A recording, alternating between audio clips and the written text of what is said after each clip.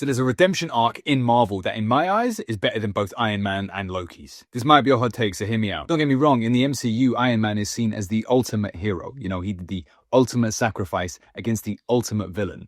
But Tony was never a bad guy. He was a dick, sure, but from day one, movie one, opening scene, he was a celebrity and he was loved. Sure, we can gloss over the whole arms dealer thing, but like there are like worse people in real life with more Twitter followers. But from the midpoint of that movie all the way to the next 20 years, that guy is a hero through and through. He learns a little bit more about ego, learns a bit more about team, and don't get me wrong, I love that story and I love that redemption arc, but he's not the winner for me. But what about Loki? Now, I originally wrote this as a tier list, and for a long time, he was my number one. That guy literally had evil in his genes, and in the role he sits in now, he had to make the ultimate sacrifice. Plus, he's absolutely set the stage of really likable, really talented villain character that we're definitely going to have to bring back in the future as a good guy, which the Fast and Furious franchise has had a great time with. I mean, you'd catch Bin Laden at Vin Diesel's family cookout if the guy could do a handbrake turn, and his was probably the best written out of all the redemption arcs. I mean, if you cut all of Loki's scenes out and everything to do with him into one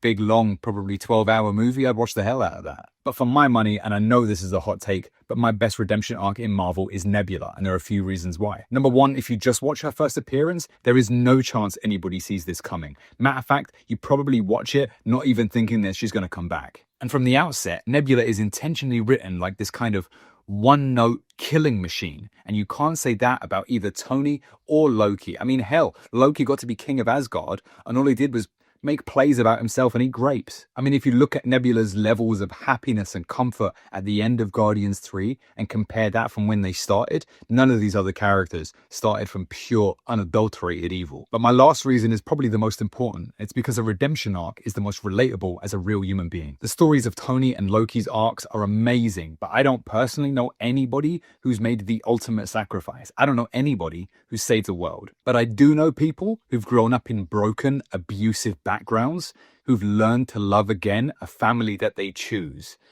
even if every signal in their brain tells them otherwise. That character had lost everyone, was going to die in space with somebody they barely knew. They made one friend and it all grew from there. So yeah, you're welcome to disagree. I don't mind at all, but that's why that's my favorite redemption arc. And if I can keep going with the hot takes, I think John Walker is next. I think the Russos are great writers, and there's nothing more that a great writer loves than a creative challenge. And it is definitely a creative challenge to take the guy who did this and turn him into a hero. Thunderbolts was a great start, but I think there's more to come. Anyway, that's my hot take. If you've made it this far, please let me know what you think about it, and follow if you love film.